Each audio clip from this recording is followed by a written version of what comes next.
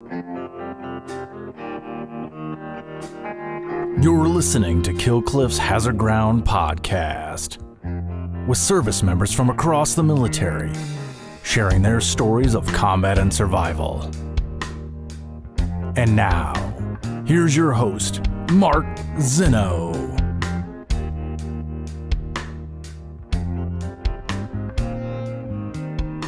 And welcome into another edition of the Hazard Ground podcast. As always, we appreciate you joining us each and every week. We thank you so much for being part of the Hazard Ground community. A very interesting story coming up here in just a few moments that's actually tied into a very popular story that we have told about Cop Keating. Not directly related to that, but we will get to that story coming up in just a moment. Just a quick second to remind you about all of our social media sites. Please follow us on Facebook, Twitter, and Instagram at Hazard Ground Podcast. Make sure you subscribe to our YouTube channel where you're watching this right now. Also, make sure you guys follow Kill Cliff at Kill Cliff, and killcliff.com is where you can catch all of these as well as the Kill Cliff app. So we appreciate you guys.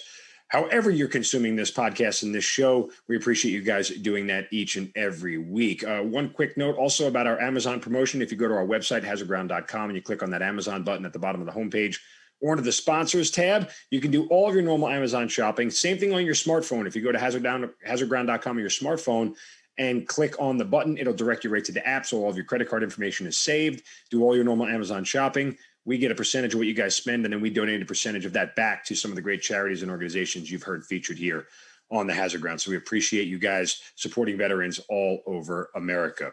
All right, on to this week's guest, who retired as an Army captain after 4.5 years of active duty with 2 deployments to Afghanistan. He was part of the famed 173rd Airborne Paratroopers over in Europe. After his military career, he went on to become a writer and a director and was an Academy Award nominee for his short film called Day One. And here's the tie-in to a very popular story that we've told you about Cop Keating. He co-produced The Outpost, which is the movie based on Cop Keating and Jake Tapper's book. And he actually played the role of Sergeant Brad Larson in The Outpost. And he is Hank Hughes joining us here on the Hazard Ground podcast. Hank, welcome, man. And thank you so much for joining us. Awesome. Thank you. I appreciate it. Any chance to get to talk about this stuff is great. No, absolutely. And look, the Cop Keating story and the Battle of Kamdesh is a fan favorite. So I'm excited to talk to you about that. But I personally am more excited to hear about the 173rd Paratroopers, because this is a unit that has so much history dating all the way back to World War II. It's just an incredible unit where some of the most high-speed guys go to operate. And plus, they're stationed in Italy, which I always thought was pretty cool. You know, when we filled out our order of merit list back in our LTC days, I put Italy on there. I ended up in Texas. So it was a little bit, of a far cry from where I wanted to be, but nonetheless. So I love being in the 173rd. I'll put it this way. I was watching, have you seen that Ken Burns, Lynn Novak doc, The Vietnam War? Yes. I've been a bit of a nerd about it. It's funny. I didn't even like military history a lot growing up. It wasn't really my thing. But I guess, after doing it and moving into storytelling and such, I really gravitate towards it. And I just loved seeing my units patch and learning everything that they did in Vietnam. That, of course, I'd read about, like, on the walls and in the barracks and such, and like at headquarters. But it was great to see this footage of Hill 875 and to see these guys doing this similar stuff that we were doing in Afghanistan. And I definitely feel really I don't like singing the Army song. I never liked singing the Army song. I always felt a little cheesy about it, but I will sing the 173rd song anytime it comes on, or when I think about the thing that I'm most attached to, it's that patch and those people. And it feels really cool to be a part of something like that. It's so small too. I mean, we were always just off on our own as a little brigade. And it just was filled with all these incredible NCOs that had come from the 82nd and other places as well. But it just felt like a lot of them had come there with an immense amount of experience and respect, and just a great place to be and to learn and to be a young lieutenant. Yeah, I'm with you on the Army song. I still can't figure out whether the Mickey Mouse Club song came first or it was the Army song came first. And every time I sing it, that's the only thing hey, that's a Mickey Mouse Club song. Anyway, so we feeling it from that era. So let's start back at the beginning for you. How and why'd you end up in the Army? Oh, very easy. My family. I have sort of a Lieutenant Dan kind of family. Wherein our earliest ancestor fought in the Revolution, and it just was kind of continuous service since then. And it just really felt like something I wouldn't even call it a choice per se. And it's not like I don't feel like I was brainwashed, although I probably was.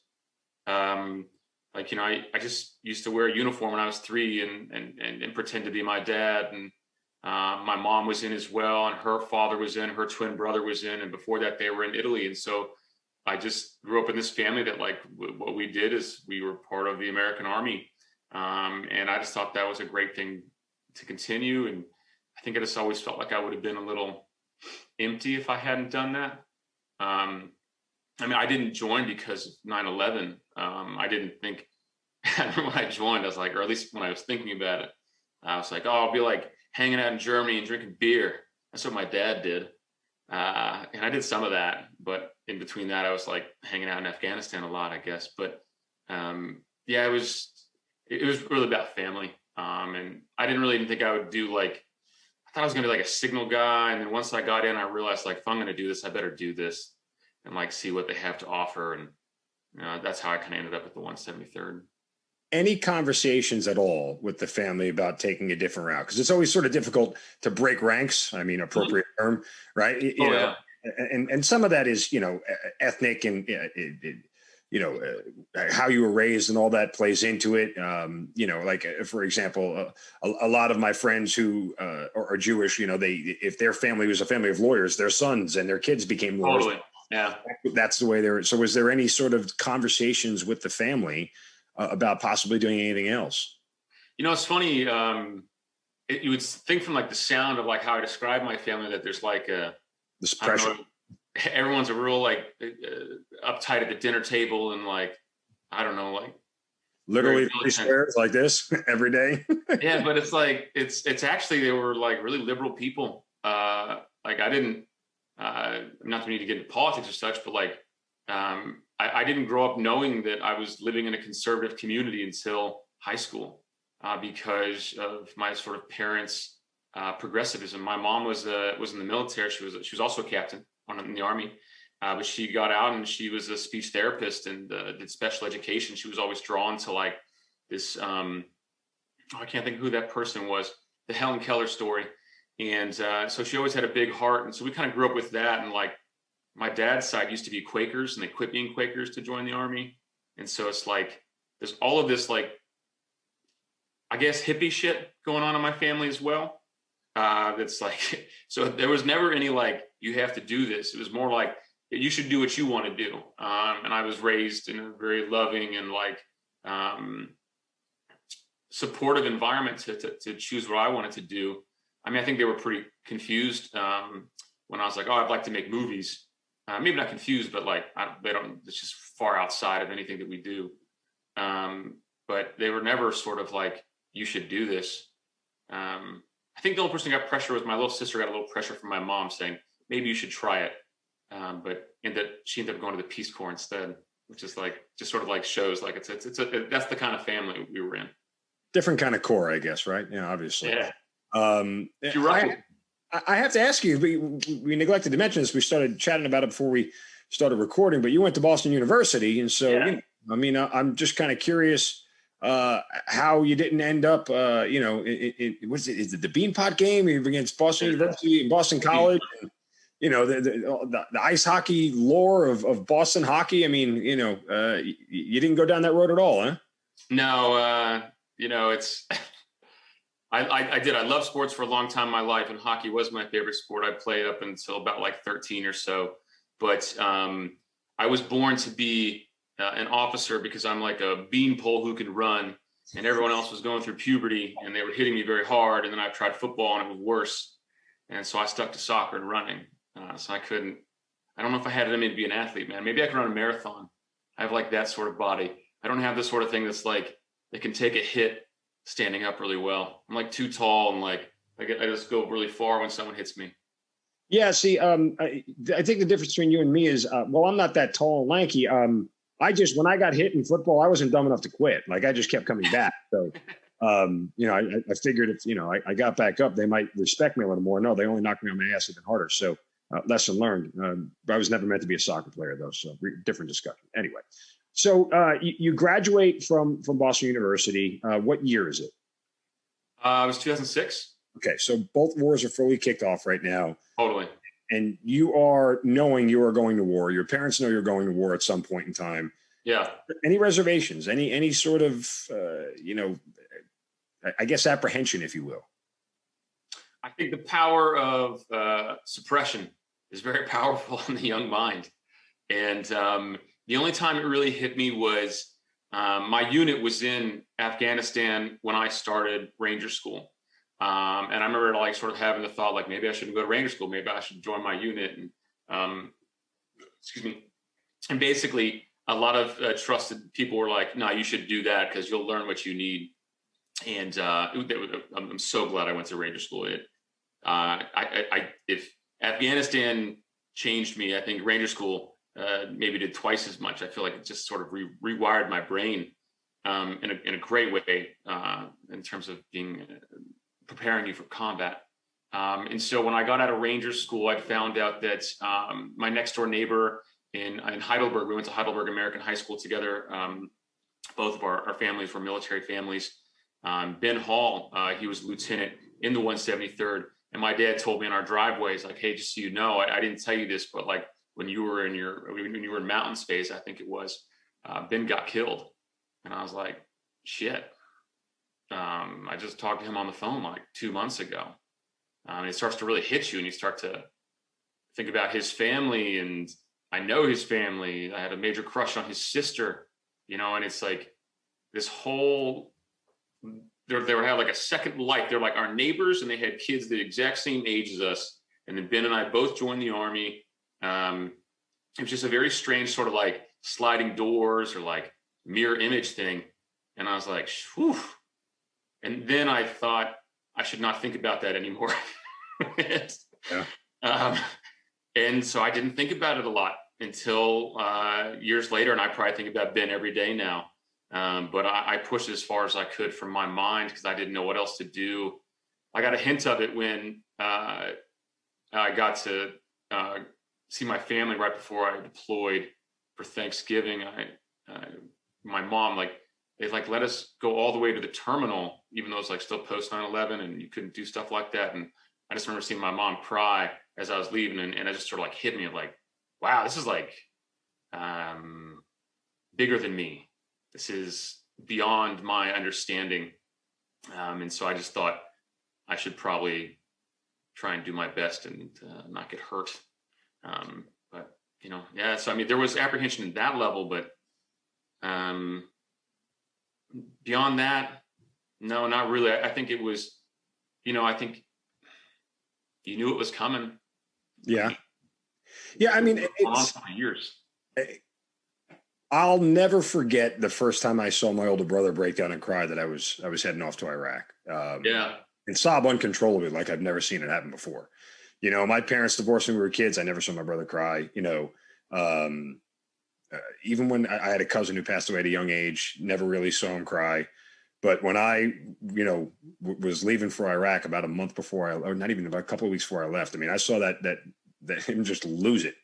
And that is a sombering experience. When it hurts your family, you don't realize how much. I think when you're younger, you don't realize how much your family can actually hurt, right? Because you never see them, especially if they're older than you. Your parents and your older siblings, there's that protective thing that they're always trying to do, and not let you see them ever be vulnerable like that. And then when it happens, when life happens, and an event happens that sort of tears down that wall, and it's raw. It changes your scope of things without a doubt. Yeah, I mean, it's hard to look outside of yourself for a large part of your life. And actually, I think being in a platoon really helped with that, about becoming less me and more a part of a collective and a we. And it's certainly enriched my understanding of my family as well. And I also saw some interesting things from my mom. I remember I talked to my mom about it recently. She goes, well, I just figured you were very smart and you'd be okay. And I didn't have the heart to tell her that was just some silly ass shit, Mom.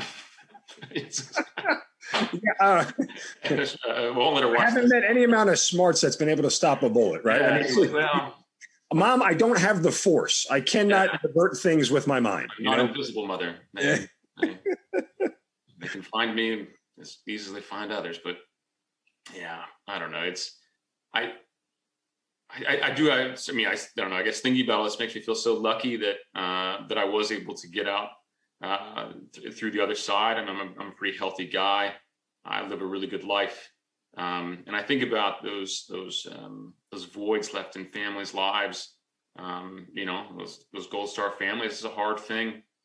They're just living with this missing piece, and I don't know what to do with it other than to sort of honor it, I suppose. And yeah, I mean, that's why I wanted to mention Ben, because he was a big part of my life. He was a big part of many people's lives, you know? Absolutely. And, you know, I wonder, as you started out in your military career, even when you signed up, like, see, I signed up in a pre 9/11 world, and I can remember having conversations with my mother. And I did it to pay for college, right? Like, it was just a different time back then. It was a means to an end, you know. Yeah. I've told the story repeatedly. You know, everyone was going to job fairs in college, and I was going to the Army. And they're like, "Well, why aren't you going to the job fairs?" I'm like, "Because I got to go in the Army." And they go, "Why don't you get a real job?" You know. And so it's like, it was just a different mindset. And I can remember having those conversations with my parents, like, "What if you have to go to war?" And you're like, "It's 1999." It's like, "There's no war coming. I'm not going to war. That's never going to happen." You know, and you sort of detach yourself from the reality. But it's different for you in a post 9/11 world, because that was always the reality. It was, if you were signing up at some point, you were going. I mean, there was no escaping it. For sure. I mean, well, I signed up in high school sort of for an ROTC contract, and that was in 2001. And so I watched 9/11 happen in my U.S. government class of my senior year. And so that certainly changed the sort of understanding of like what was going to happen. And then, you know, as I'm in college, it's like, we're going to Afghanistan, and then Iraq happens. And so like you sort of knew, although actually, I don't know if I knew, because I remember thinking like, maybe the war will be over by then. Cause you know, I mean, my dad had gone to Bosnia, and like Desert Storm happened while he was in the military. He was supposed to go and didn't, and so forth. And like, you know, those things were fast, sort of. I mean, Bosnia kept going, but like in a kinetic way, it was pretty fast from our side, not from their side. Plus, we also fought at 30,000 feet. You know, like there wasn't. Yeah. I mean, there were some tensions on the ground, but it wasn't. There was never any actual fighting on the ground. Yeah, the kinetic part was quick. Yeah. And so I don't know if I really thought that I was going to be a part of anything super kinetic. But you know, I guess we tried to fight wars in a different way, and I guess we'll be able to judge that in a few years how successful that has been. But yeah, history is written by the winners, right? We still don't know who that is yet at this point, but we'll follow. So I'm just curious how you ended up in the 173rd. Was that by choice, by design, or was it luck? I mean, was there any talk ahead of time of where you wanted to go? I mean, because it's pretty much commissioning your basic course and then on to airborne and ranger school in that order? Yeah, I mean, I got lucky. I was supposed to go to 4th ID, and my family lived, I was an armor officer. My family lived in Kentucky still. And so I didn't want to take leave because I was trying to save it up for some other time in my head. So I said, I just basically went onto this, like, they sent me to this guy at Fort Knox, this colonel, who wanted me to write him a paper about the M1A2 tank, because he was whatever his job was. I don't remember a lot of the details. Was his last name Abrams? No. But like, anyways, I had to write this report. He liked the report. It took me like 3 weeks. I had to study all this crap. It was weird. I don't know why I was doing this in the middle of the Army. Other than like I didn't want to take Christmas leave. And so at the end of it, he's like, "Oh, you did a great job." He's like, "What do you want to do in the Army?" And I said, "Well, I'd love to go to Europe and be in a cav unit." And he goes, "Oh, I know a guy," and that's how it happened. And the guy was my squadron commander, had been this colonel's company commander, been a company commander for this guy that I wrote the paper for. And so he's like, "You should go there." He goes, "That guy's great." Chris Kalinda was his name, my squadron commander. And so it was like this strange thing of me writing some random report like it was college still. I don't really know why I was doing it, to be honest. But it all worked out because I think I would have had a lot less fun in Fort Hood, which is where I think I was headed. Yeah, at the time, 4ID was still there. Yeah. 4ID now has all moved, but there was a there was a brigade of 4th ID at Fort Hood when it was there when I was stationed there. Yeah. And it was the only active post that housed 2 major divisions at the same time. So yeah, Fort Hood sucked. If you got Fort Carson, it would have been bad. But Fort Hood, I remember I found out later, it's like, well, it wouldn't have been so bad because they were moving up there. But Ranger School, toughest part about it for you?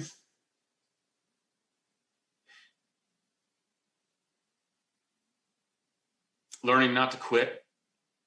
I think, I don't know, everyone's experience, but my entire life, if something got too hard, I would take a break, and sit down in the middle of the field or whatever. And there was a moment in Ranger School where I almost did that. I half passed out from heat exhaustion. And they'd send me to the line to go get a thermometer up my butt so that they could say you got too hot and you got to get out of here. And there were 4 or 5 of us because it was very hot. I went during August. And basically when the medic turned around, I just walked away and I walked back and joined my little squad or platoon, whatever it was, for because that was the first phase. And I said, from that point forward, I'm not going to quit again. I didn't come all this way just to be a little hot and overheat and act like it's that hard. It's it's just, I had to flip that switch. And that was a big deal for me. I feel like that was the first time in any sort of, it was the moment in life where I stopped being the kid and became an adult and decided to take responsibility for myself. Yeah, those are seminal moments, man. Yeah, it's huge. I think a lot of military people have, particularly officers, right? Because it's such a growth pattern. I think it's different on the enlisted side because typically the lower enlisted are young and they're molded and they're constantly told what to do. There's obviously a lot more autonomy on the officer side, but I think at least the good officers, the ones that I've come across, all have that sort of moment where you do growing up. And hopefully for most people, most officers, it happens very early on as a lieutenant. And full disclosure, for me, it didn't happen until I was a captain. It didn't happen until I was actually deployed and understood kind of the nature of, what it meant to be a leader and what it meant to be able to execute a mission and get a job done. And so you have those moments and they stick with you for a really, really long time. And I say that only just to kind of, I look at everything prior to that as, the part of my military career I'd like to go back and do over again. Sure. I just wish, I always say, I wish I was a better lieutenant. I wish I wasn't such a wise ass. I wish I wasn't such a know-it-all.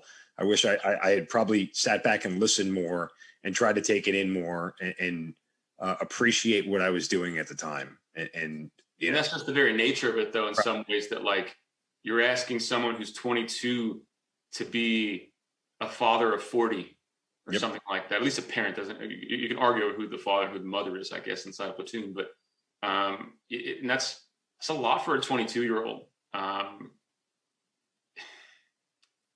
some point, I mean, there's a reason that the person who's showing you the way has been in the military for some time, because they have that sort of wisdom of a parent that a 22-year-old can't really have. So I think that is sort of a built-in function of it. But yeah, you're right that there's a slight difference there with officers, because you're put on. You have to be accountable so much sooner to more than just yourself. It's. But I mean, honestly, what a great gift that's been to me in my own personal trajectory. Always a head scratcher that the Army looks at it and goes, yeah, here's all these people and a couple of tens of $1 million worth of equipment, yet you can't even rent a car. So go figure that logic out. All right, right after Ranger School, where do you head to, and how quickly do you start getting ready for deployment? I got to go home and have Thanksgiving with my family, and then I went to Germany for a week or two, and then I was in Afghanistan. By the way, Thanksgiving after Ranger School probably works out well because you've lost 30 pounds. So this was great. It's so great. I mean, I think I went from 190 to 155 or so. I lost a little over 30 pounds. I can get so thin just naturally, and that sort of environment was just not great for my body. But anyways, I definitely ate my fill.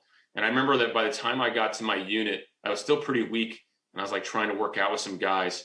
And like, I couldn't bench press anything. I couldn't like press anything. I could walk for days, but man, I just couldn't, like, these other sort of like, they're not just beach muscles, but like the ability to do something other than carry a lot of weight for a long amount of time. I mean, I was just weak. I was weak for a long time. But I got there like in the winter, so I got some time to like beef back up, and like before I had to like sort of like hit the fighting season running, Right. So you said Germany for a couple of weeks, and then Afghanistan when? I got there for right before Christmas, I think. Yeah, I was definitely there for Christmas. I must have got there sometime in December.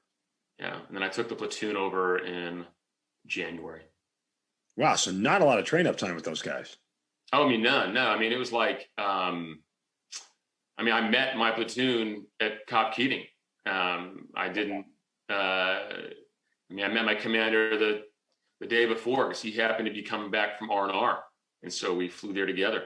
But I mean, it was sort of like, here you go. I mean, it was good insofar as like, I would hate to do a sort of left seat, right seat in the middle of the fighting season. We were snowed in at this point. We're up in like the, high Hindu Kush. And so we couldn't really get into too much trouble. And so I was able to sort of, sort of plant myself a little bit before any of that happened. So. And for the people listening and fans of the Hazard Ground, I guess serendipity is not really the right word. But you end up, as we talked about, being part of the movie The Outpost. You mentioned competing.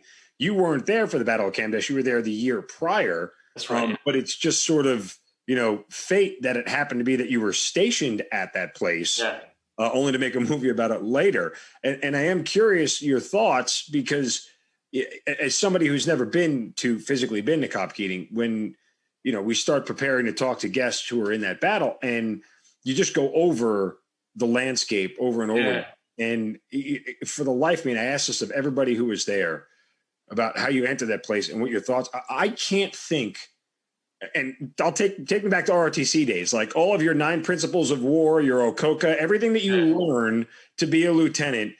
Cop Keating violated every single thing of it. You didn't have to be a military war expert or versed in theory, gone to war college strategy to know that this place sucked. Like, this was a bad decision by God knows who, and it was there for a long time. So when you hear Cop Keating, obviously you don't know what it is, but kind of give me the background, and then when you get there, your impressions of it.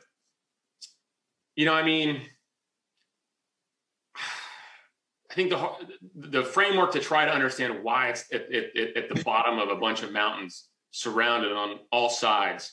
I think you have to understand that the war that we were fighting was, I think people thought that maybe the human terrain was more or is equally important as key terrain, meaning the high ground.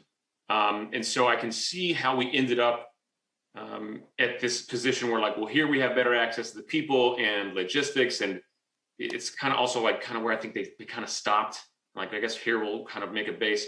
I don't think it was like one finite decision. I think it was like decisions made over time, and then all of a sudden you've been married to the wrong person for 10 years, and you're like, why do we have 4 kids? And then that's Cop Keating.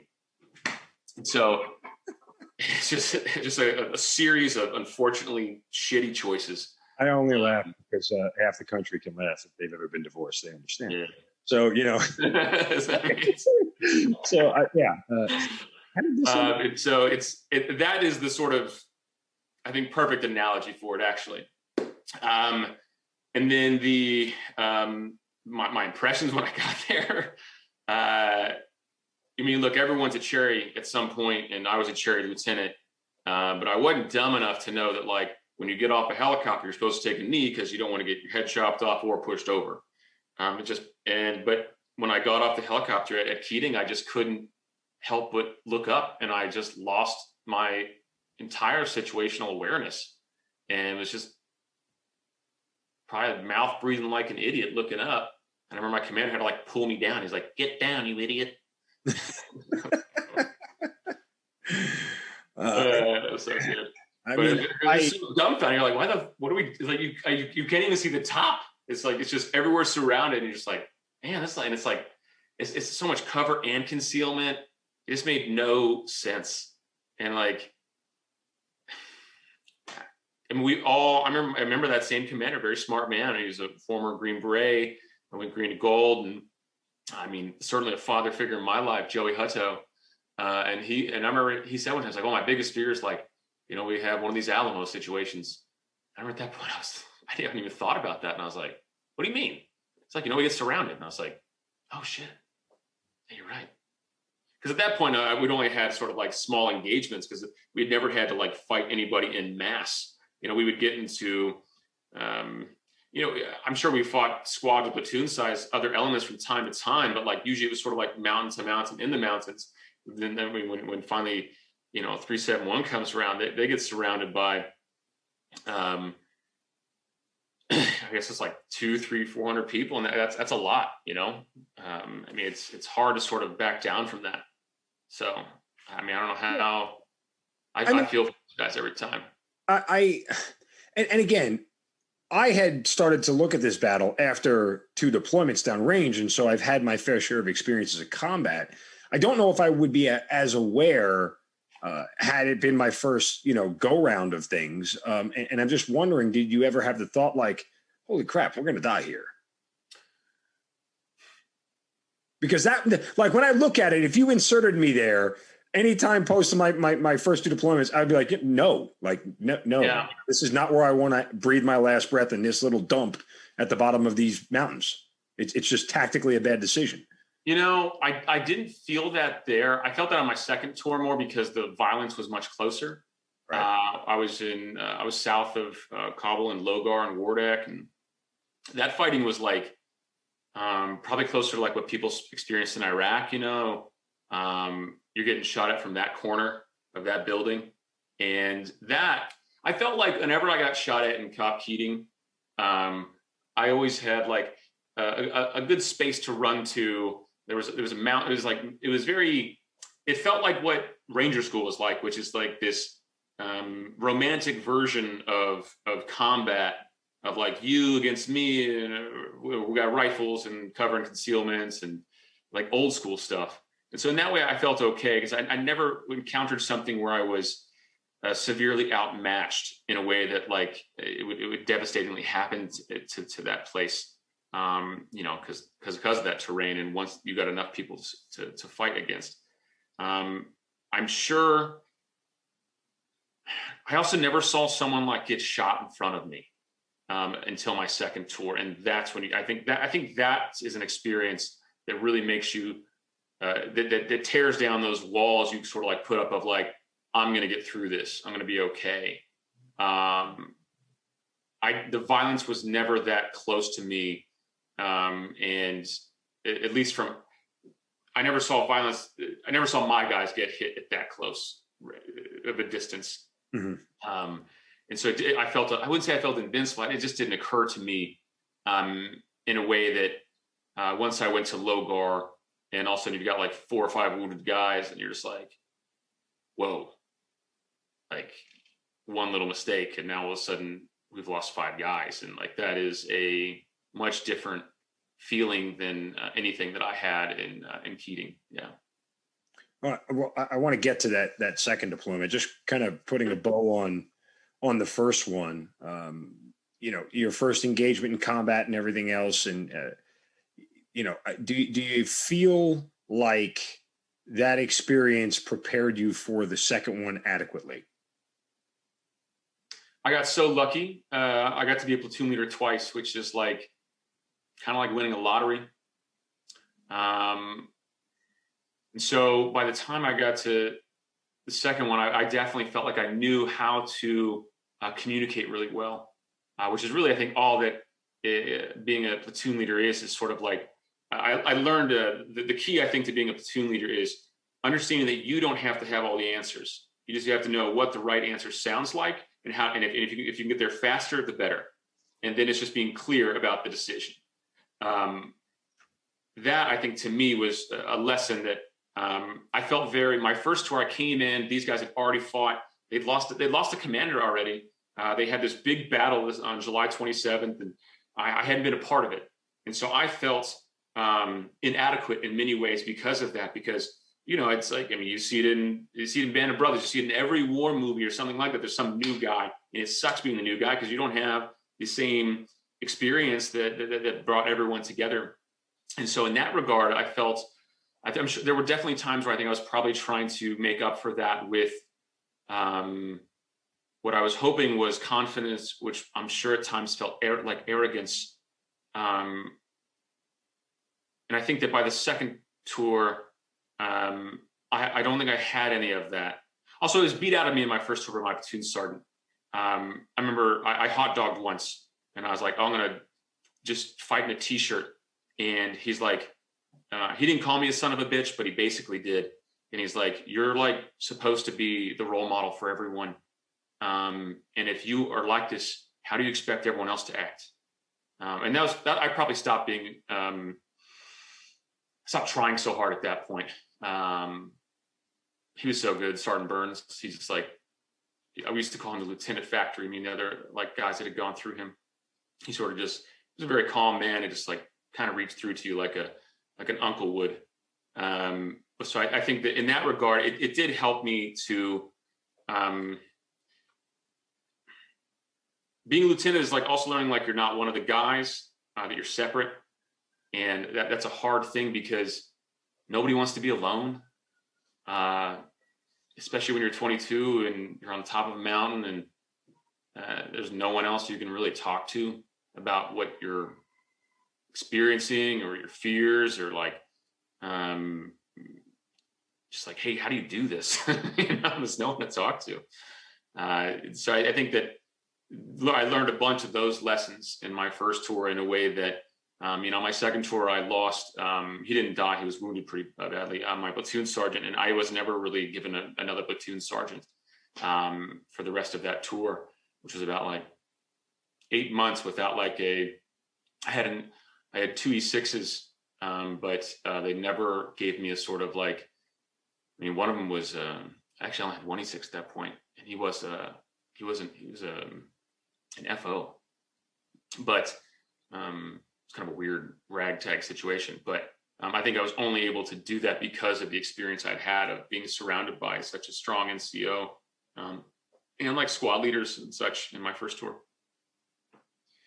On that second tour, when you sustained casualties, you talked about a moment ago, and beyond the realism that, okay, this can happen to me too, there is a sense of, change that you're never going to be the same again, right? Because the dynamic of who you are and, I say it repeatedly, the moment you put a round down range, you're a different person. Right. The moment you fire your weapon at a target, it's the old you dies and you're a new person. Was there anything about that second deployment that sort of still stays with you from that standpoint?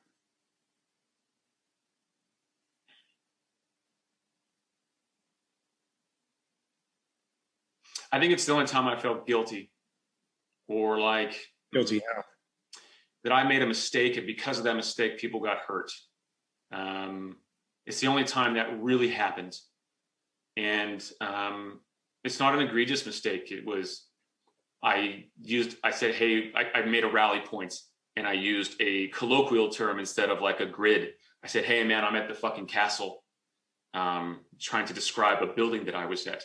Well, there's a lot of things that look like castles in most of Afghanistan. And so my team split.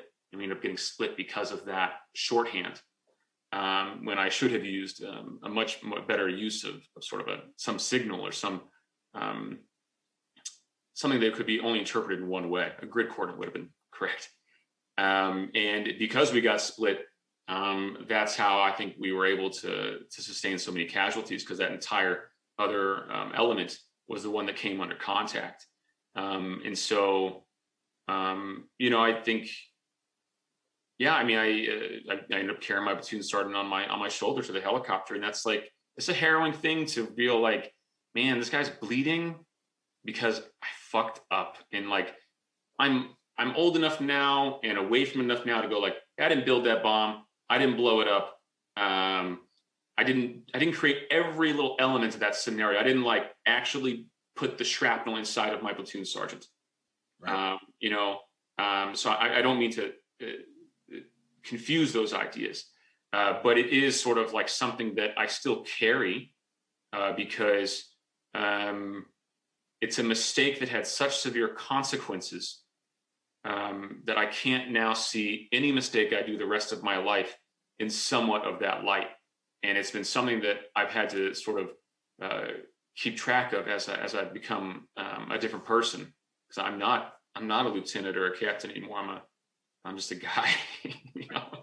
Well, and I'll share two things. One, you could have given them the grid coordinate and they could have went down the exact same way as everybody. Yeah, Could have gotten ambushed and killed, and you did everything right in that case, and things went horribly wrong. We talk about the randomness of combat, and totally. again, anybody who's been there once, if not multiple times, understands that you do everything right and you still get bad results. You do everything wrong. And I can even think of the opposite, where it's like I can think of one clear moment where I decided not to just push forward and like create a support by fire when it felt completely unnecessary. It was just a hunch that I had, and then all of a sudden we're in contact, and putting that support by fire saved lives. Like, and it's just like, so it's not like it's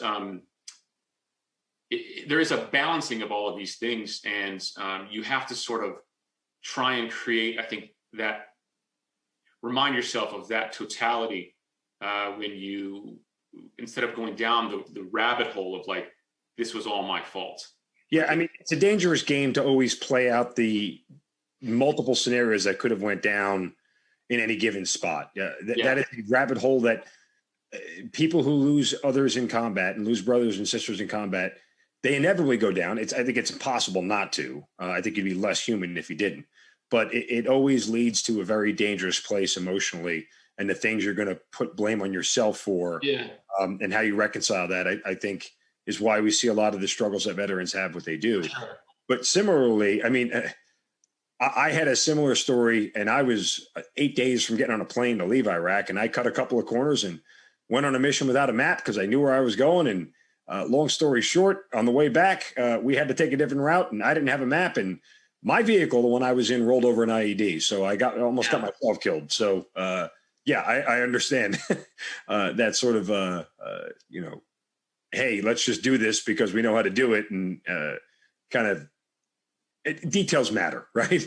They always. Yeah, and it's just a funny thing that it's a great way of putting it. It's like little things that can change in a binary sense of life or death, and that's what I learned in my second tour. I remember on the first. Actually, it was the third day before I had gone ahead, and I'm with the outgoing platoon, and we come on a place where some guys had been, they'd used it as an overwatch too many times, and they blew it up, and now they were all buried, and we had to unbury them. And like, it was just like this, oh fuck moment of realizing like, wow, this like this version of combat is so much more intimate and close, and like, in a way that like shooting across mountains was not. Or I remember I didn't stop we had gone out to help. On my second tour, we were basically a counter IED unit, and we would like try and like gather evidence from the IED sites to then go try and find the bomb maker. So sort of a CSI to SWAT sort of thing is what we sort of did. And I remember we went out to this site, and I knew that on the way back, we were going to get a bunch of IEDs because there was only one way in and one way out. And so I felt very proud of these choices, actually, because on the way back, we found 5 IEDs. And actually we found 4, I should say. It got too dark, and I said, hey, we got to sleep here tonight. We're not going to be able to find the 5th. It'll find us. And this one, here's the one moment of little detail that's just, it's such a strange thing that happens in combat that I was on an hour, off an hour, whatever, like switching with the senior NCO. And I got up to switch over, and I went to go take a piss, and I see this motorcyclist going down the road, and I don't realize until it's too late, oh, he's going in the direction we haven't cleared yet. And all of a sudden, 5 seconds later, boom, he finds like the 5th IED. And you realize like, oh, fuck, we should have put a roadblock up, or we should have stopped him. And it's just like, fuck, man, these little oversights that you just like. I described this to my friend once as like that feeling I get where like I'm always misplacing my keys. It's like a little thing that like misplacing your keys in combat can have this incredible consequences that are it's just staggering. It's hard to like reconcile with when you come home and like there's just no corollary for that in regular life, but you still carry the weight of that of those small mistakes that turn into these catastrophes. It's a weird thing that just doesn't exist in normal life. No. And I would say, even if it does, the results of what happens in regular life, those sliding doors, usually aren't life and death events, right? Yeah, For the exactly. most part, Yeah. They are, oh, I missed the bus and I didn't get to see the show, or, I caught the train, thank God, and I got home in time just to catch the start of the game. And, those are the consequences in battle and combat. Consequences are much, much different. So, from that standpoint, and I think we all, good leaders are compelled to always question the things that go on, right? Like they're always compelled to try and figure out how to do things better the next time. And I think the thing that we don't do enough is we don't share those questions and thoughts with enough people, because we're so afraid of being judged. We're so afraid of having people tell us that we're wrong or that you made a bad choice, and confirming that fear that I'm responsible for the bad thing that happened. And I think that also puts us in a very dangerous spot. Like we should be able to have conversations like that openly with people without being judged and without fear for retribution, if that makes sense. For sure. I mean, it's a hard thing inside of that culture at the time. Yeah. How it happened, because it's like, accountability and responsibility is like, those are the pillars, and I don't think any leader wants to admit that, hey, we're all going to make mistakes, and like it's okay to make mistakes, because it's kind of not okay to make mistakes, but it's also completely true that they're going to happen, and that no one is superhuman. People get tired, people forget to tell the motorcyclist because they had a full bladder and hadn't slept much, and they just been out for 2 days straight. Like it just these things accumulate.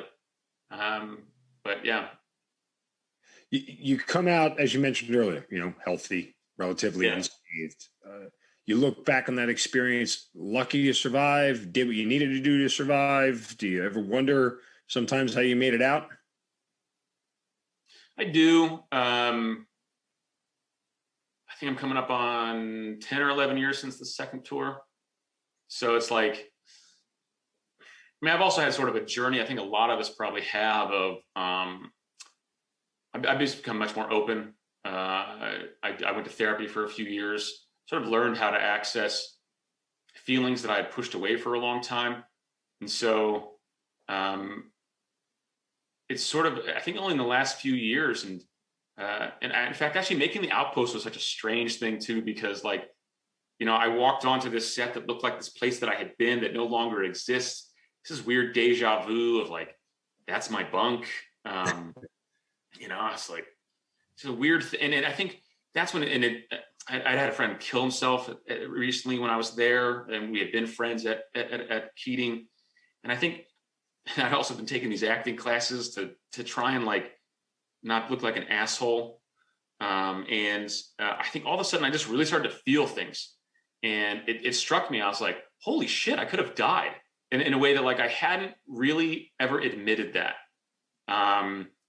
Actually, there was one time in a firefight where I was like, I don't want to clear around this corner. I really don't want to clear around this corner. And I just did it. And I just ignored that fear immensely. But it's the only time I got really sort of like, I think when I turn around this corner, I'm going to get shot.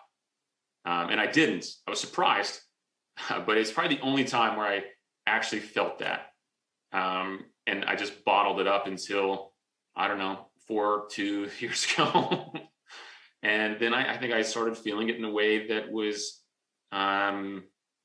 overdue. It was, I had a really good cry. It's on the set of the Outpost, on my old bunk. And I just sort of sat there and allowed myself to feel things that I had not felt and did not want to feel for a long time. And it felt good. It felt really good.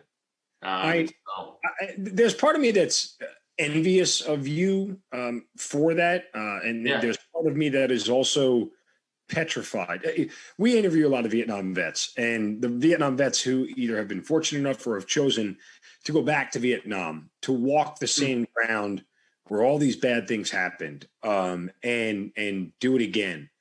And I think part of, for me personally, like, if someone offered me a chance to go back to Iraq again and go stand in the same spot where I got into a firefight, and go stand in the same spot where I ran over an IED and do those things, I would take it, but openly, I'm already like almost shaking inside, getting nauseous thinking about it.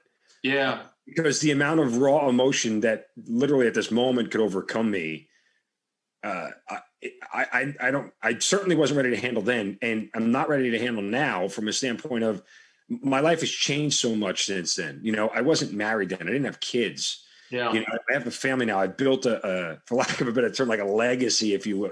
Like, I have all these things I didn't have before. And the idea of, as you said, one decision, one, detail that gets missed that could have changed all of that for me, is so overwhelming emotionally that it's paralyzing. I mean, it takes my breath away just thinking about it. Listening to you describe the fantasy of you going back there made me fantasize about my thing of going back there. And it's like, you're right. I did get some of that with going to the set, right? The set, for sure. It was also, just creepy as well, but and like surreal. But I think that it isn't just an overwhelming idea of going back. It is true. I've talked to a few Vietnam vets, and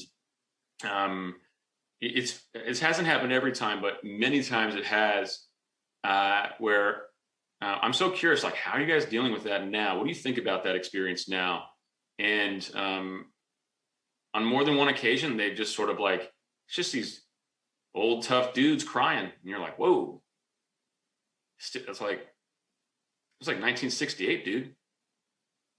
Like, that's 45 years ago. And it's like, it's still in there, and like, it's obviously a very powerful thing. And I would love the chance to actually go back. Because the difference is, like the movie said, I never saw the people. It was actors, and it's fake to a degree, obviously.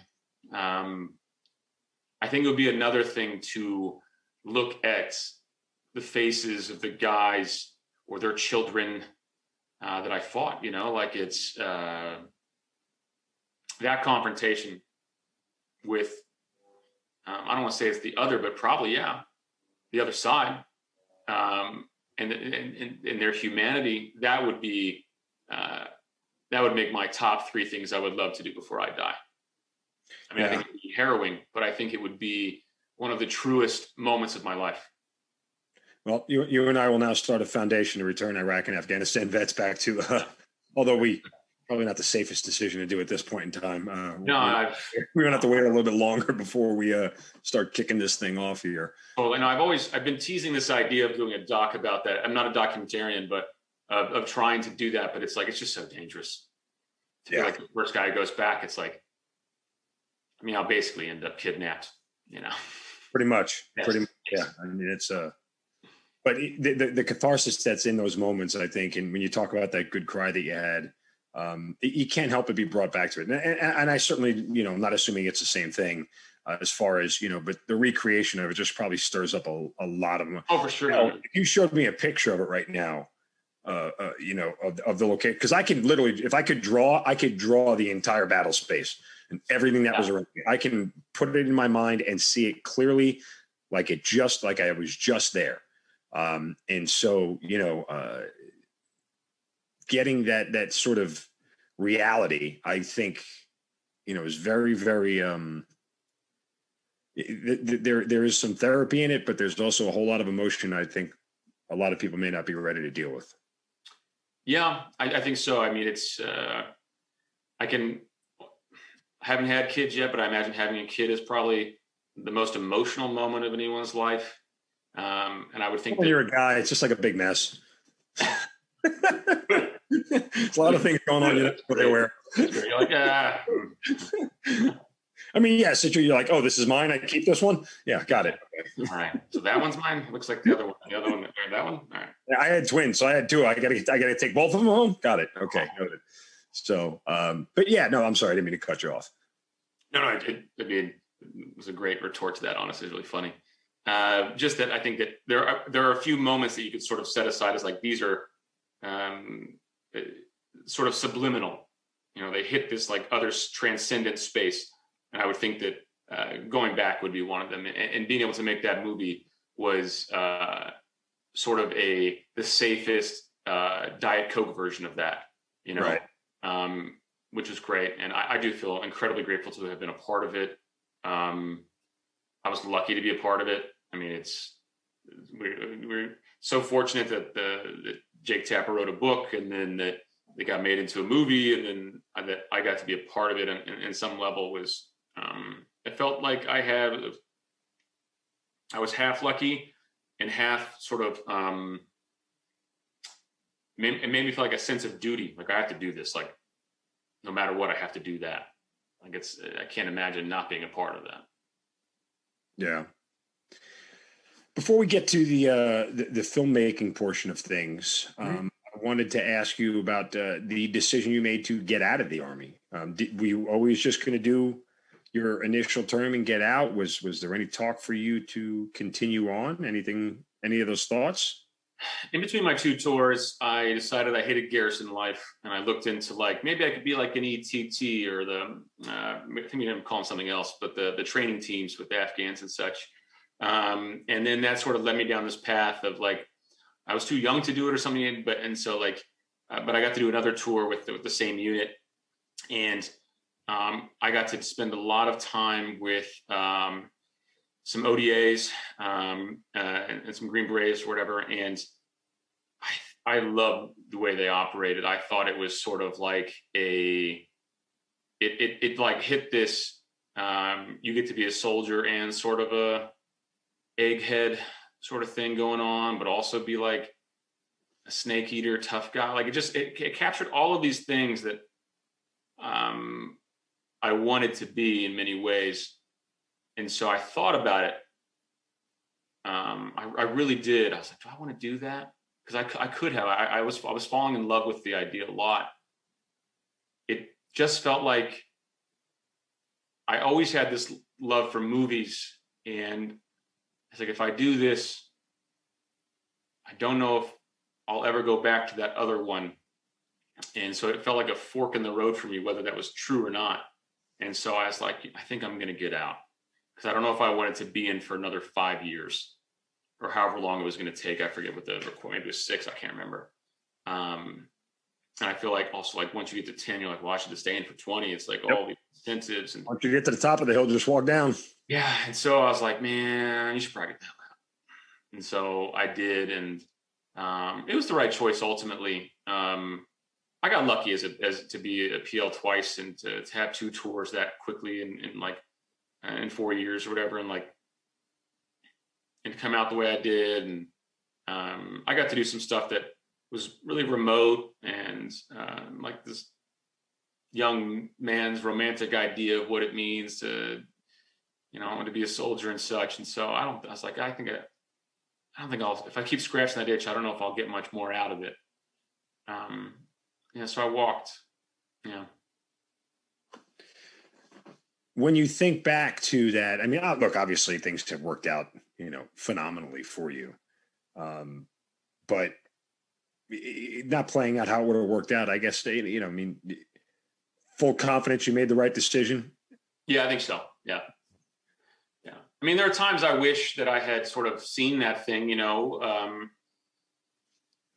I had a peer go that route, and he went deeper and deeper as far as you can go into the special operations community. And it's been such a treat to watch him do that. And then, you know, it makes you go, could I have done that? You know? Right. So I get that every once in a while, but like the fact of the matter is that I was probably always much more of a little poet than I was a warrior. And I think I went to where I was supposed to be. And I'm glad I dipped my toe in that pond, but I had to like pretend to be someone that I wasn't completely to be that guy. And once I was able to be myself fully again, I realized how much I was missing of the rest of me and my own life.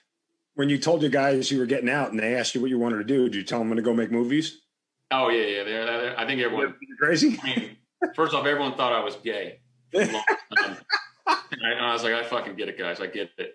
Like, study movies, read books. Not that there's anything wrong with that. Yeah. I mean, at the time, there seemed to be something wrong with it, I suppose. Yeah.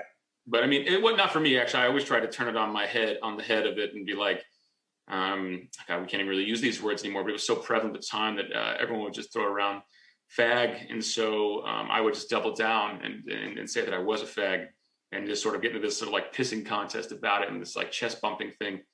That I love doing that to homophobes so much because they don't know how to handle it. It's the funniest thing for me to watch. But you can visually see the discomfort. Yeah. It's just fun to play the like game of who's the biggest alpha, and you realize like half these alphas are just so afraid of like men being in love with other men that it's just great comedy to me. You know, I mean, it's funny. Like my best friend from high school is a gay man, and he finally like made his way to San Francisco, and I finally went up there to see him over a few years ago, and like it was great. You know, it's so funny is that being with him and all his guys, because it's just a like tight knit group of guys. It reminded me so much of being in a platoon. It was weird. And I was like, I've never seen people be so like, you guys do everything together. You guys have each other's backs in a way that like I hadn't seen. It was like a total tribe. And I was like, man, this is so interesting. I haven't seen this since I was in the Army. And it was just, and I just like wanted to like call up all these guys that we used to like have all these jokes about, you know, all these homophobic jokes around. Like, guys, guess what? I found it where we can get that experience. We just have to be gay.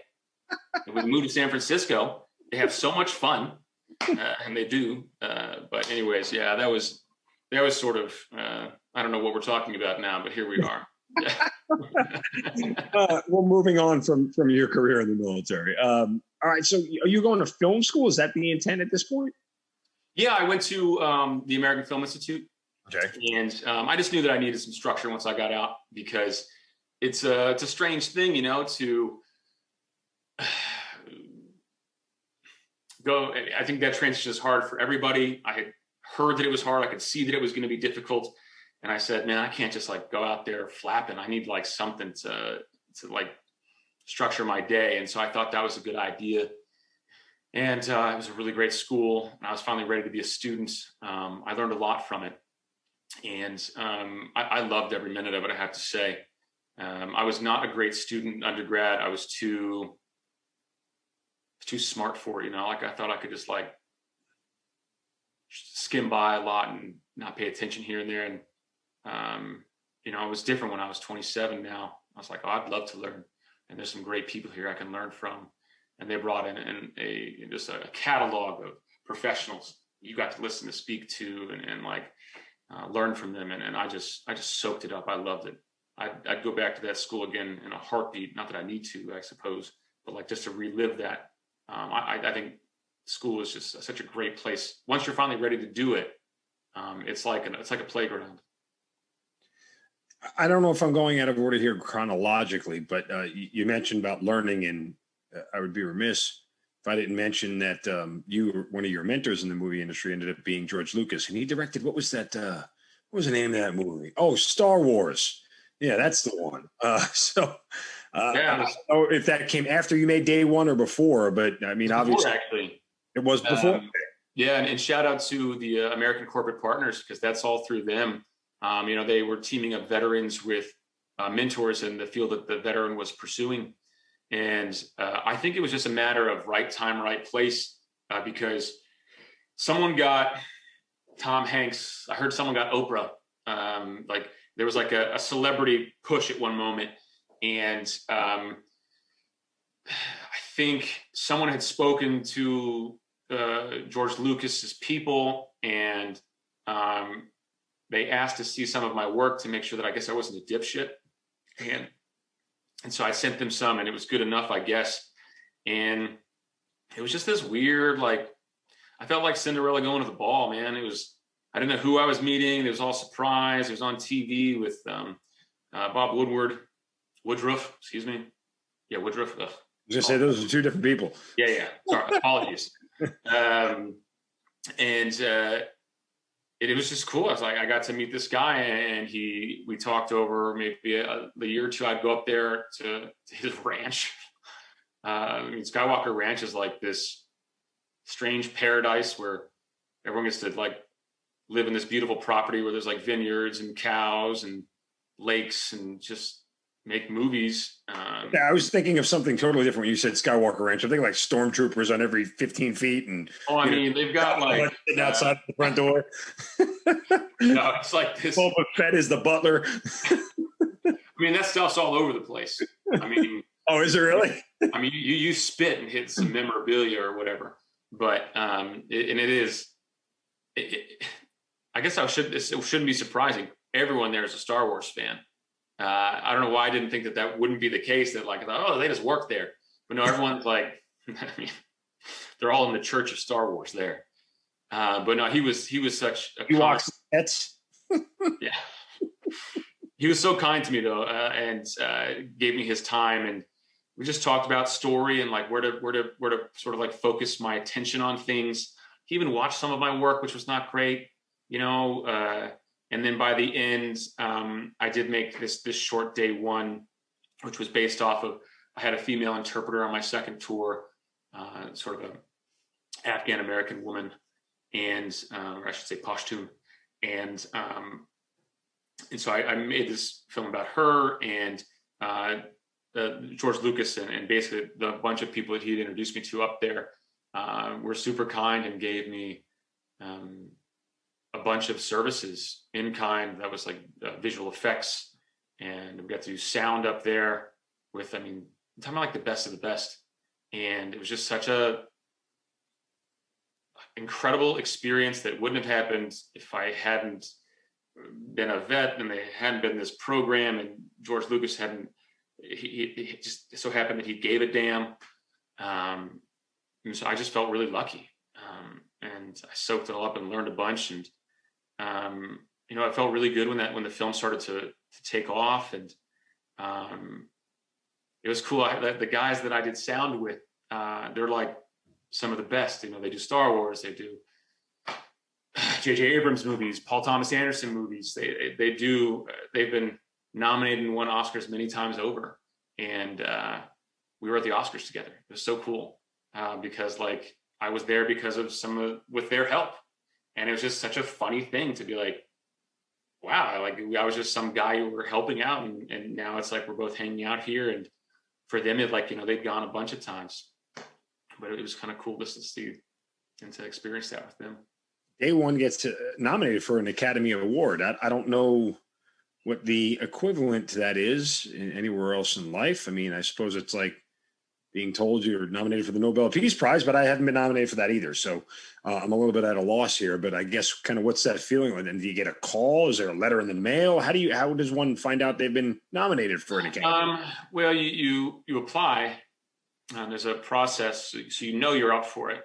You got to apply to be a nominee for an Academy Award?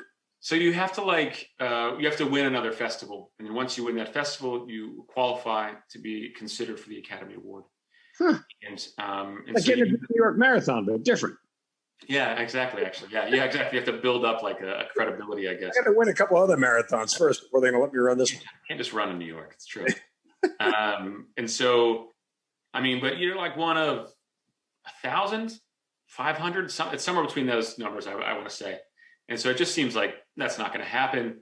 And then it got whittled down to 10, and we were on the list, and I was like, holy shit. I just didn't see that coming. And then I woke up at 5 a.m. one morning, because that's when they do the press announcement, so that it's timed with the East Coast for, I guess, I don't know, publications. And I watched it happen on TV, and they said day one, and I just couldn't believe it. It felt like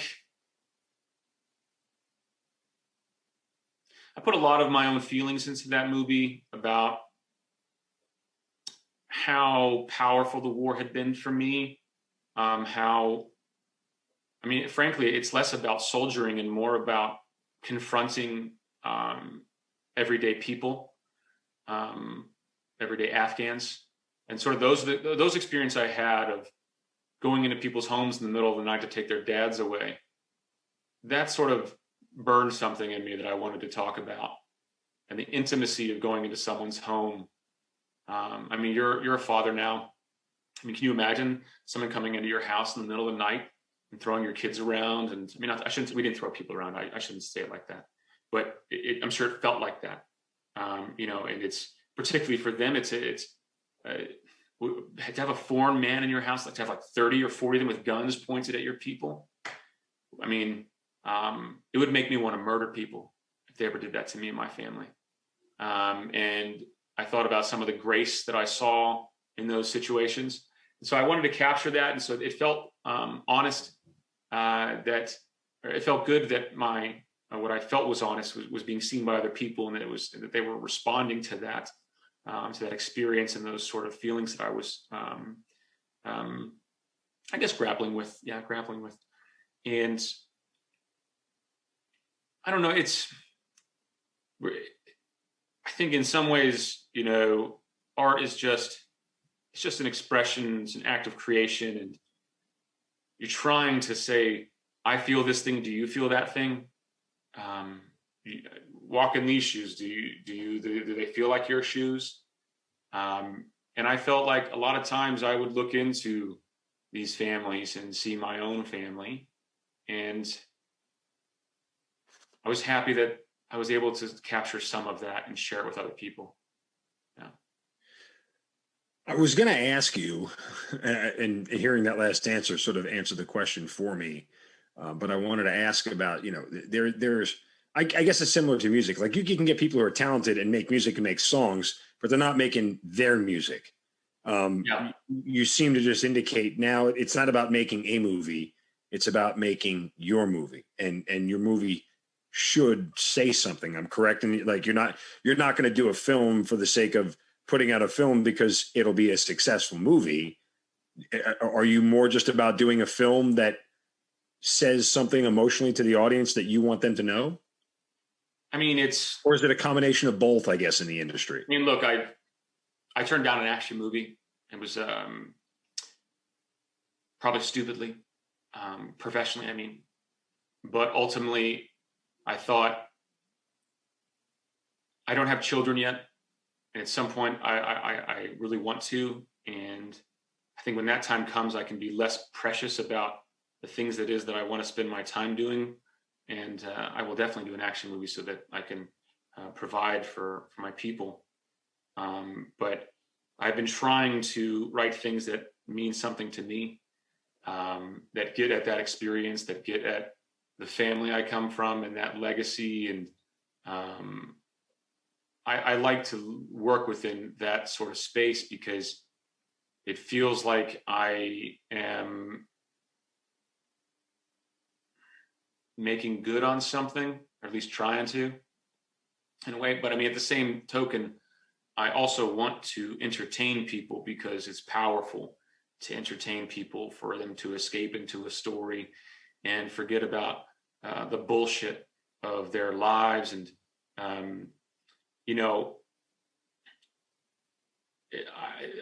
I'm sure I watched Pride and Prejudice, which is a corset drama about some English people, women particularly. I watched that movie probably 20 or 30 times when I was deployed on my second tour, because it was the complete opposite of what I was going through. I was able to escape into this other world, and I loved it. And so I think that there is a powerful thing in escape that movies can offer. And so I do want to do that as well. I don't only want to make movies about the complexities and tragedies and also the transcending qualities of combat or war. There's more to my life than that as well. But it is something that, at least for a while, a chapter or so, I'd like to explore. I think it's so tied to who I am and where I come from that it would be a wasted opportunity to not try and see what's just beneath that surface. Do you want to share what the movie was you passed up? Oh no, that would be bad etiquette. It's fair enough.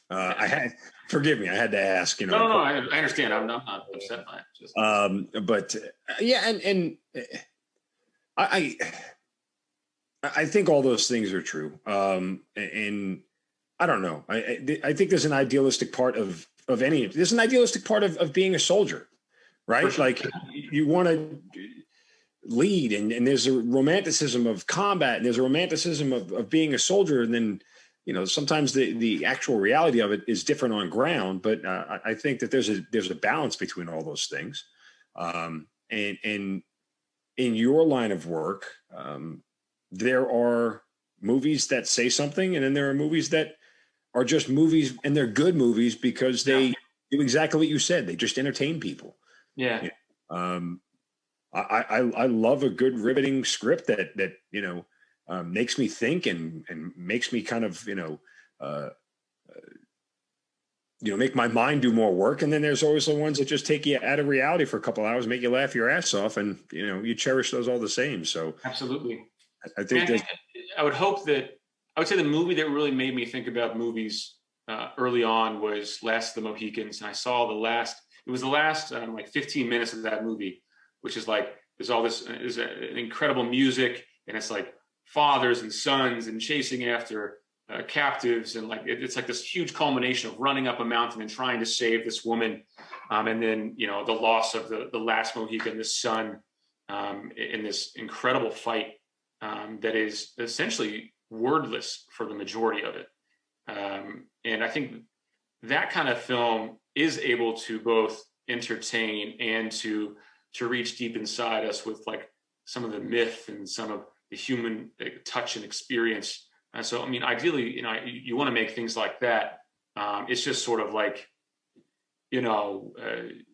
difficult. If it were easy, we'd see more of those. So I'm sure I'll make a combination of both. I'll be lucky if I get to make both. Obviously, you worked on the Outpost. You said it before. I'm curious in general about your thoughts on military movies. We've been saturated with them for the last decade plus. I had an agent tell me that, military movies of our generation are our parents' Westerns, right? They made hundreds of Westerns back in the 50s and 60s, and it was what they did. Military movies have sort of become our version of Westerns. Everywhere you turn, there's something related to combat.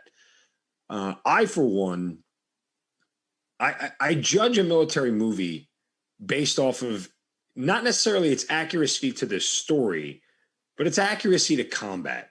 Yeah. Because the only reason to put those scenes in there is to replicate the feeling visually and try to solicit that visceral reaction, that emotion of combat for people who have never been there.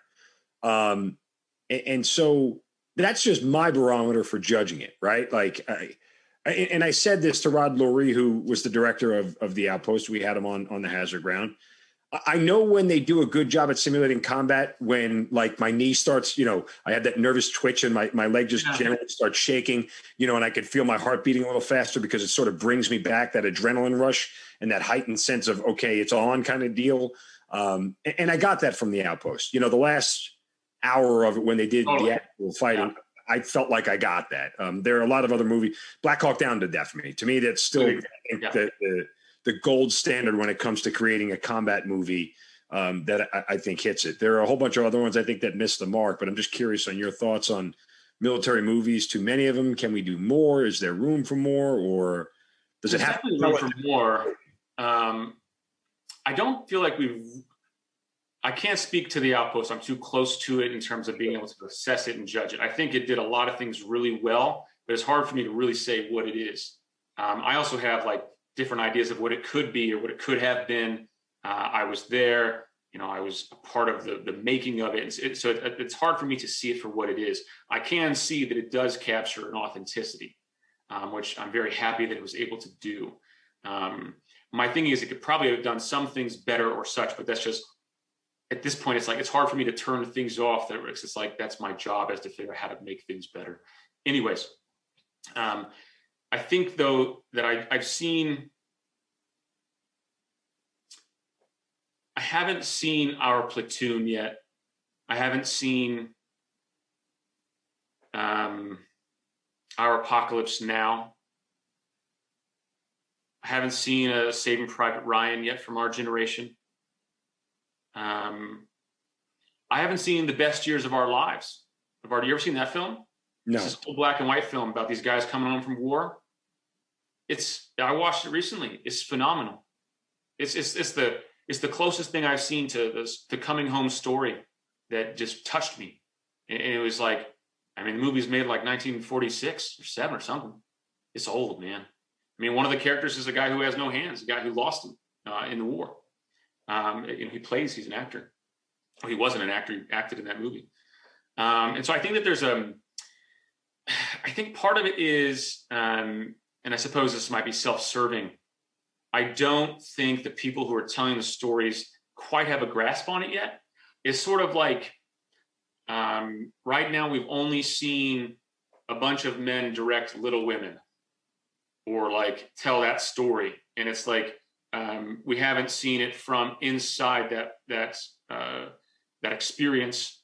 And because it feels a little bit like the things that people are interested that haven't gone through it are a little like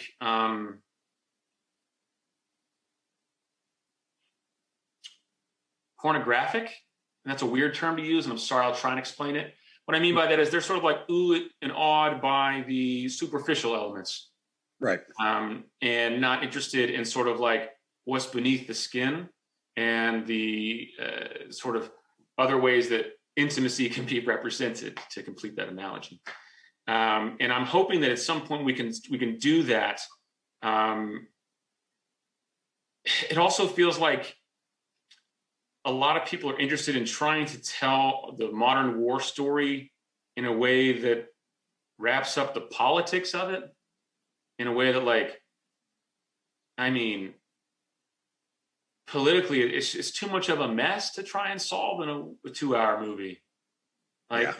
I've been reading about it for years. I've been a part of it. And every once in a while I'm like, what the hell's going on? What? How do we get here? And I know it so well. And you think that a viewer doesn't even understand the difference between Afghanistan and Iraq. No. They are wildly different wars. They're completely different wars. And so I think that there's something in that it's hard. We haven't had that sort of film experience yet. There's been some great work. Don't get me wrong. I don't mean to disparage anybody. I think they've told great stories. But I think that there's a little bit, it either turn up the guilt and the tragedy too much, or they turn up the glorification too much. And I think that they're missing out on something that is just an individual experience that I haven't quite seen yet. Okay, so and forgive the unprofessional opinion here, as you are the movie pro, but I'll say a couple of things here. One, the military movies of today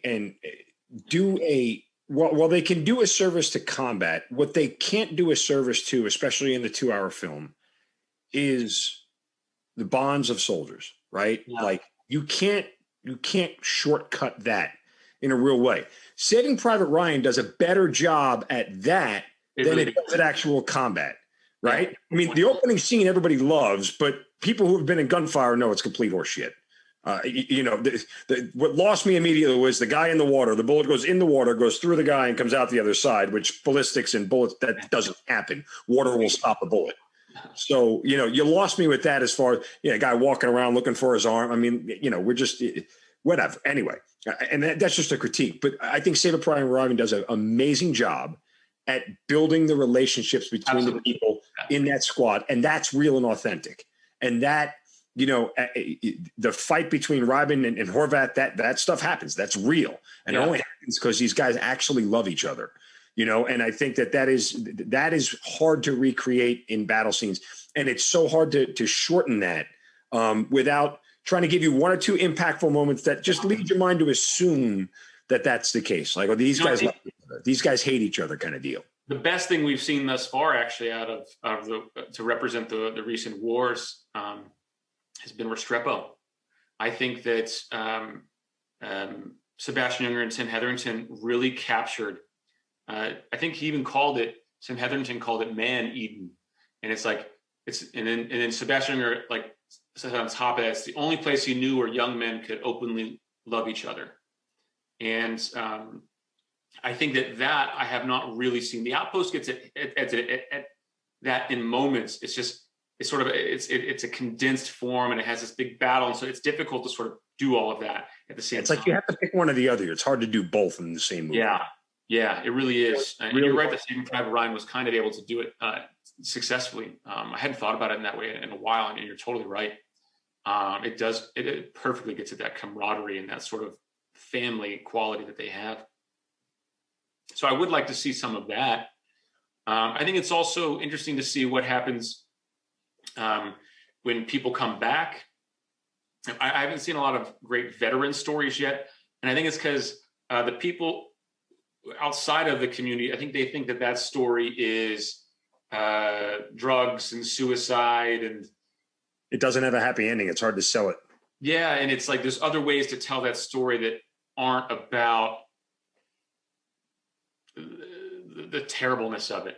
I think, I'm hoping some stuff that I'm working on now can get at that better, because I think that is a lot of fun. Is being a veteran is in its own way another sort of you go to Mars when you go to war. It's like you come back to Earth, and come back to Earth is also a very interesting story. So I would love to see some more of that, I would think. There's also a lot of sci-fi stuff that's doing some decent work. I'd love to see. You ever read this book called The Forever War? No. So look, I'm not a sci-fi guy really. I know like two or three of them, but this it's written by a Vietnam vet. His name escapes me, but you can tell when you read the book, like, this guy understood what it meant to go to war. And essentially it's a forever war because they have to time travel, and we're like, basically everything back home continues on. And every time they fight, they lose like 100 years back home. So by the time they finally come home, nothing is the same. And it really captured this feeling of that I thought was really powerful. I heard someone was trying to make it. I don't know. I should probably get into that. But it's one of the only things that, okay, maybe that's the other thing that we have to start doing, is try and find other genres and techniques to get at these ideas, because nobody wants to watch the movie of the guy coming home and drinking too much, and now there's domestic violence and alcoholism. It's just that's not the sort of transcendent thing that we go to see movies for. No, that's the thing we go to therapy for. So it's a great response. It's a whole different set of problems you got to deal with. What are you working on now? Not that you have to divulge too much, but is there a specific project you're working on? Is there something you want to get done? Is there something you want to create going forward? Yeah, I've got two things that are pretty close to being, I think, give them a real shot and see what happens. One is a feature version of the short that I made, and it basically just follows one mission, but it does it from a few different points of view. One from a soldier, one from a Afghan kid who works on base, and one from the interpreter. And it sort of uses this idea of how language is difficult, and how that interpreter is key into understanding all of this stuff. And I think it's a war film I've not sort of seen before.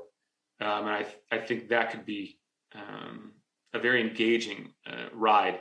And it's sort of it's just one mission. So it's a pretty fast thing.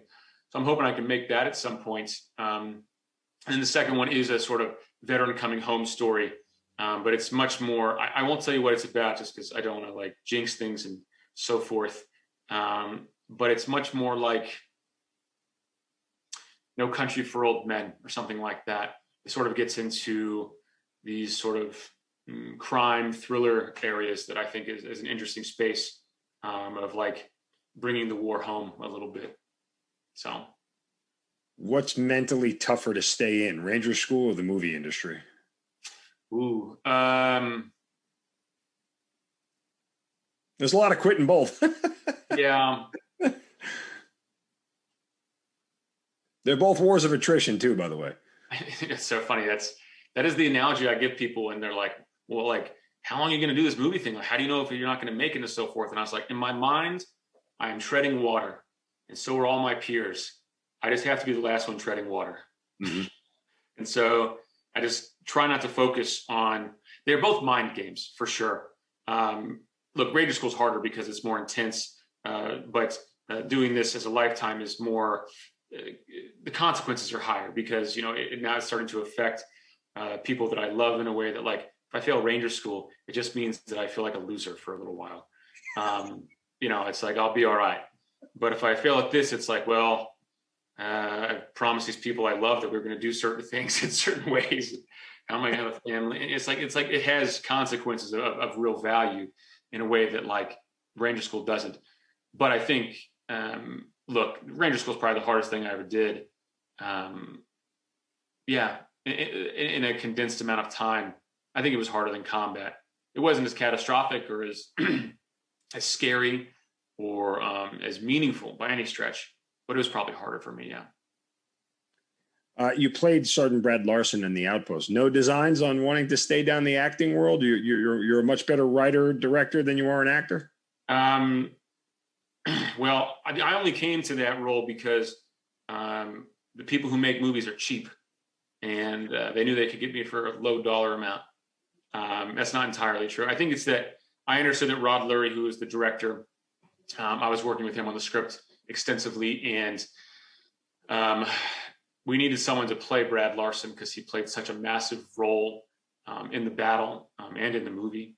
And I think that Rod liked the idea of me coming in and having an authenticity of having been a soldier.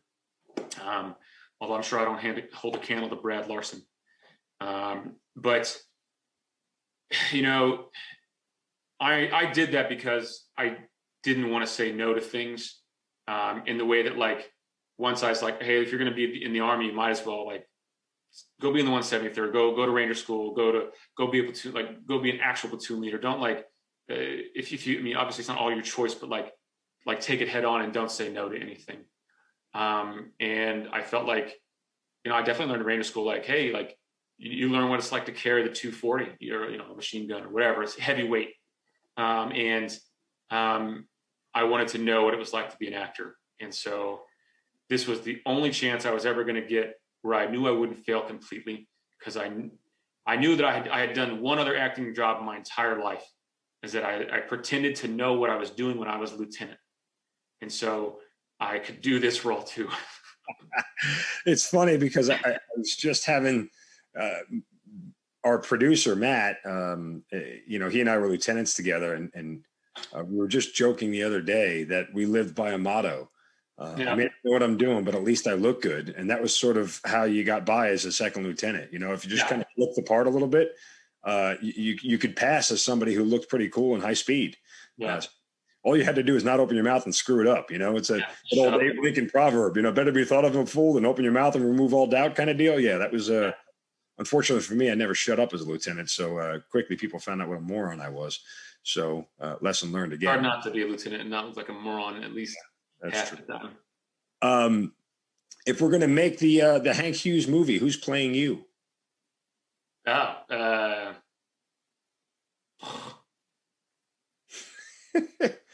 putting you on the spot here, obviously. Question. I'm trying to take it seriously. Who would play me? It's fine. He's a Boston guy. I'll tell you what. I'll pick Caleb Landry Jones. He's one of the few actors. He was in The Outpost. Yep. He looks nothing like me and behaves nothing like me. I love spending time with him because he thinks so differently than I do. But I thought he was such a tremendous talent.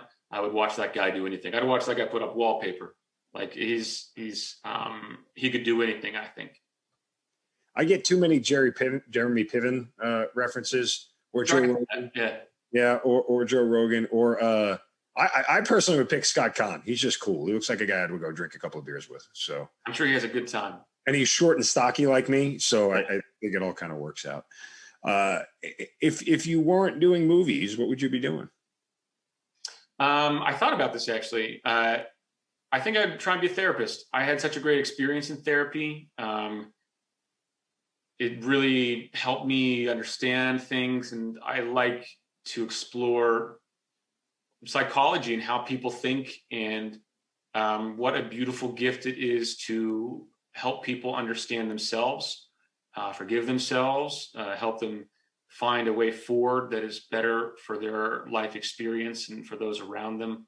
I think it is like, there was a time where I was a very much a Catholic, and I was an ardent believer in the word. I think the only thing I believe in that much anymore is therapy. I think it has the incredible power to heal, not to disparage Catholicism. They have a lot of great ideas. But it's the thing that if I had to believe in something, I think that it is in talking with other people, with trained professionals, to navigate the inner workings of our minds. It's a very beautiful thing. If you had to go back and write a letter to yourself, and you were writing the letter to the guy who was just entering the Army, and the guy who was just starting to be a writer and director, what do you think would be the same themes in both of those letters?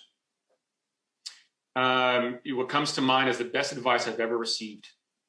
It was from a teacher at the American Film Institute, and he was just a very astute man. And his advice was, shut the fuck up. He goes, you think you have to talk a lot, and you don't.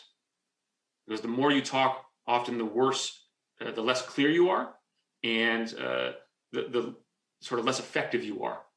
And he said, so realize how much power you have in silence, and how much power you have in not over-explaining something or not trying to articulate yourself, because you will inevitably put your foot in your mouth a lot. And I think that there is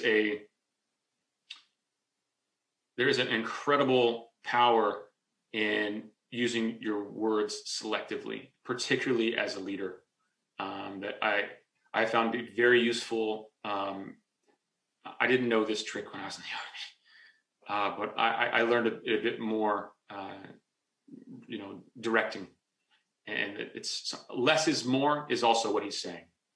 And I think that it's just so true. You just distill. And in that, you will learn how to do that better and better and better. And you will then become the person that is capable of doing the things that you want to do. Well, this has been one of the more humbling episodes I've ever done. Every time I talk to you, I find out something or remember something I was really bad at as a lieutenant. Then I'm reminded how bad I am still at it to these days. I mean, I get paid to talk for a living. I never shut the hell up. Yeah. I mean, dear Lord, I suck at that.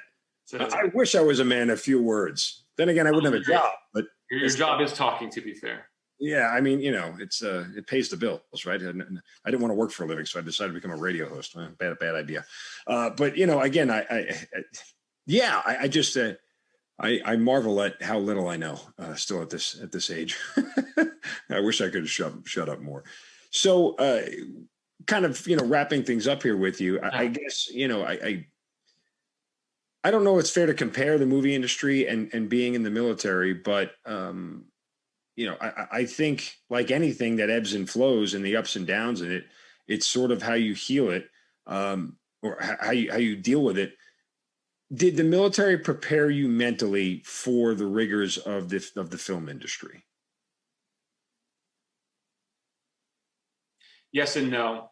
Yes, it prepared me to in the leadership column, absolutely. I don't know anywhere else at that age you're going to get that kind of experience that has that resounding effect as being a platoon leader. It's with all the baggage that it ever came with, I still think I would go back and be like, hey man, you should do that. It's really going to help you to just understand how to communicate and lead people communicate with and lead people. What it did not prepare me for, and what I also grew up in the military, is that the military is a little communist America. Like, everything is like this social program, and you just like the currency that I grew up around is like, do your job and be the best at it, and that's it. Being a filmmaker is actually being an entrepreneur. I didn't know what the hell that was for a long time. I had never had to sort of be a lemonade stand kind of guy, and that was a big surprise to me. That I was like, oh, I'm a salesman? Oh, of course I'm a salesman. Shit. And I'd never had to sell anything really up until this job. Until then it was just doing the job, and the job was sort of carved out for you. The space was defined, in the film world, and I assume a lot of the world, business world. It is up to self-starters and for you to figure out what it is that is going to drive the business, to drive what it is that you do. This may be a little bit of a loaded question, but how do you know you've made it in the film industry? Or have you made it already? I mean, there are a lot of people who try and never make one damn movie, right? I mean, there are a lot of people hustling around to make one movie. You've made multiple, and you're working on more.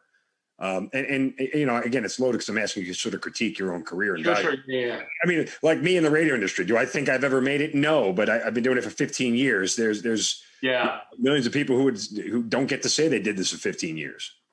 Yeah, I mean, look, if you ask me that question, have you made it? I would say no, but I imagine that in 10 years, even if I imagine myself in the most successful way, if you'd ask if I made it, I'd probably feel that way. I think there's something about it's too like nebulous in some ways to ever have like a sure footing of it. But whenever I sort of psych myself out, I go, okay, quickly compile a list of the things that you've done, that you've been able to have success at, so you can see that there is a narrative of you increasing and having success and having stability. Because if you look at it, just through the fine microscope of it all, it's difficult to see that pattern of success or made it. And so in that regard, I have made it. But I mean, at this point, I'm still sort of scratching at the thing that I think a lot of sort of entrepreneurs or gig workers are, which is like, when does the security come? And that is, I don't know if that ever comes in this kind of line of business. I think what is going to have to actually happen is that you just have to stop worrying and realizing that the security comes in a belief in yourself, and that you will always be able to continue forward, because it's never going to present itself in the same way that like, well, hell yeah, I'm always going to get paid if I'm in the Army. Like, that doesn't really exist in a lot of line of work. No. So that's where I have a hard time with, like, what does made it mean? Like, what you said relates to the same industry I'm in, 100%. Yeah, I assume. Yeah. It was one of the more relatable things that somebody said to me about my industry, and you're not even in it. So, again, but look, I mean, all jokes aside and everything, I mean, it's impressive to watch what you've done from a distance. Again, not being a fair judge of whether you've made it or not. All I know is that, hell, I would love to make a movie one day, but I ain't smart enough and I don't have the chops to do it. But, so the fact that you've made multiple from where I sit is beyond impressive. And the fact that you're going to continue to do more and be very successful at it is always something, that I salute. So congratulations on all that, and certainly wishing you continued success and the best of luck in the film industry and whatever else your endeavors are. I think it's so important that we have great veteran voices out there and people in prominent positions to affect lives and affect change going forward. And you, much like me, there is a passion and a inner sort of drive just to make sure that our fellow veterans are taken care of, right? Because nobody does it better than we do on our own.